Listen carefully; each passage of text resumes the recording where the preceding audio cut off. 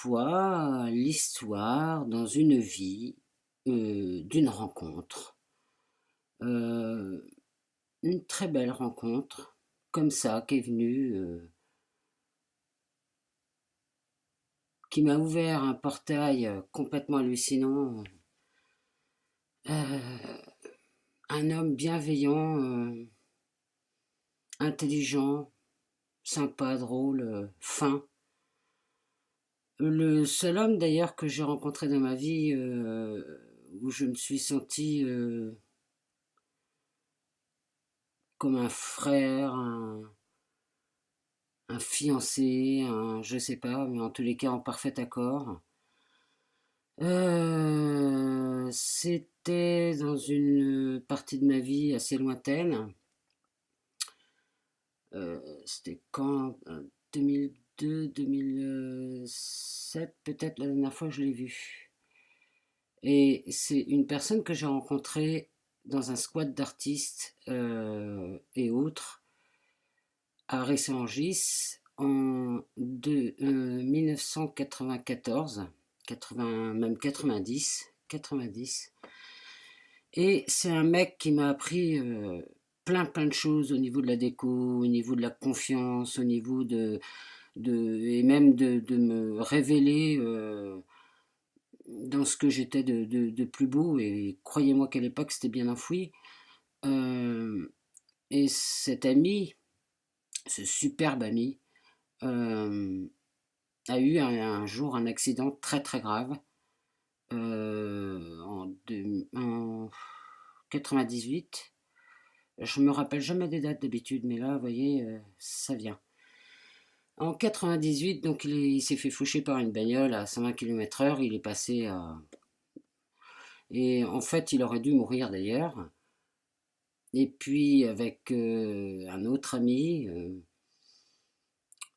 on a tellement été sous le choc qu'on a été voir un mec qui travaillait, un ponte apparemment, hein, qui travaillait sur photo, ou enfin voilà.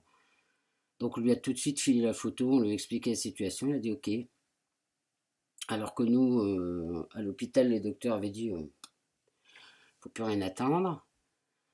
Et est-ce que c'est ce mec-là qui l'a sauvé? Est-ce que c'est lui qui a décidé de rester? Je sais pas, mais enfin, en tous les cas, il n'est pas mort. Par contre, ça a été très lourd de conséquences. Et moi, ça a été une période de ma vie euh, très choquante. Euh, c'est un gros trauma que je me suis pris dans la tronche. Et, euh, et ça a tellement été dur que je suis resté là-bas pratiquement du jour de son accident pendant un mois et demi, 2 mois, à aller le voir tous les jours. Enfin, je suis rentré dans sa vie, quoi, direct, ce qui était normal. Et puis, quand tu t'occupes de quelqu'un comme ça, enfin, tu t'occupes, non, tu le vois, si tu as la chance de le voir, mais tu t'en occupes pas. Euh, Bah, tout d'un coup, il fallait comprendre que ça allait pas se faire en 5 minutes. Et que moi aussi j'avais ma vie et qu'à un moment donné il fallait que je défasse un petit peu cette symbiose, enfin bon, blablabla, trop de mots. Et moi ça correspondait à un moment donné où je préparais un déménagement pour quitter la Normandie et aller habiter à Bayonne, et lui il était sur Angers. Et quand bon, je suis rentré chez moi en Normandie, j'ai préparé mon déménagement, tout ça, je suis retourné le voir plusieurs fois.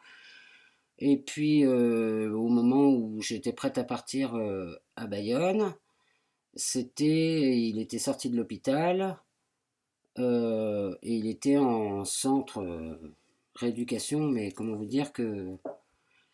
Enfin bref. Et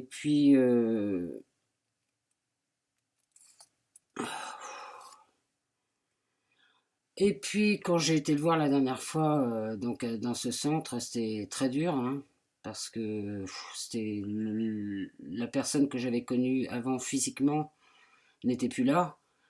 Et puis ce lien fort qu'il y avait entre nous était waouh, super puissant dans cette, je sais pas, enfin c'était énorme. Énorme à tel point que moi je me sentais pas bien du tout avec l'idée de partir à Bayonne et de le laisser et de savoir que j'allais pas venir souvent et ça c'était assez hard. Et lui il a été génial parce qu'il m'a dit mais ok, enfin voilà, on a eu un moment super fort et puis je suis parti vivre à Bayonne. Et je suis retourné le voir de temps en temps, une fois, deux fois, trois fois, et puis au bout d'un moment, je pouvais plus aller le voir parce que j'acceptais pas ce qui se passait. Quand on se trouve comme ça auprès de personnes en grande difficulté, si on est en contact avec eux permanent, ça passe très facilement. Je sais parce que je l'ai vécu dans différentes façons. Par contre, si on commence à s'éloigner, alors là, tout ce qu'on a pu mettre de côté dans ce choc-là est super présent. Et donc, du coup, moi, perso, ça m'a fait un gros blocage. Et je suis jamais retourné le voir, sauf une fois,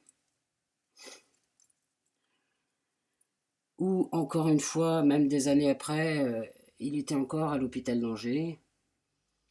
Bon, c'est une personne qui était en chaise roulante, avec des organes un peu touchés à droite à gauche, mais qui avait toute sa tête et tout son cœur. Enfin, c'était lui en puissance 1000 quoi. Mais malgré tout, moi, j'ai pas pu. J'ai pas pu, donc quand je suis retourné le voir la seule fois, bah, des années après, je suis ressorti en courant de l'hôpital, en pleurs, parce que c'était de nouveau ce choc qui remontait, enfin, rien résolu du tout, et chut, j'ai fui, direct. Là, j'ai fui. Puis après, bah, moi, ma vie, elle a continué, j'ai vécu plein de choses, et je l'ai complètement enfoui, en fait. Il était toujours là, mais voilà, une espèce de deuil sans pouvoir faire le deuil, je sais pas, c'était assez étrange. Et puis, plusieurs fois, même 2, 3 ans qui s'est passé comme ça, je me disais, tiens, je pourrais peut-être aller le voir quand même. Et je sais pas, j'ai jamais réussi à aller le voir, jamais, et bon bah tant pis. J'ai accepté un jour que, peut-être qu'un jour on me dirait, tiens, il est mort. Et puis bah voilà, c'est arrivé. On m'a dit ça là aujourd'hui, qu'il était mort. Et bon, là, je vous parle, ça va nettement mieux. Mais tout à l'heure, quand j'ai appris ça, poum, ça m'a fait un. Il y avait une part de moi qui était là, bah oui, tu savais de toute façon que, voilà, que tu le saurais un jour ou l'autre. Et en même temps, il y a un peu tout qui est remonté, quoi. Alors, moi, je lui ai parlé, hein, tout ce que j'avais pas pu lui dire, je lui ai dit. Et en fait, j'ai compris à quel point ça m'avait traumatisé, quoi. Et je me dis, et c'est là que je vois que je me sens grandi intérieurement ou élargi, je sais pas comment dire ça, parce que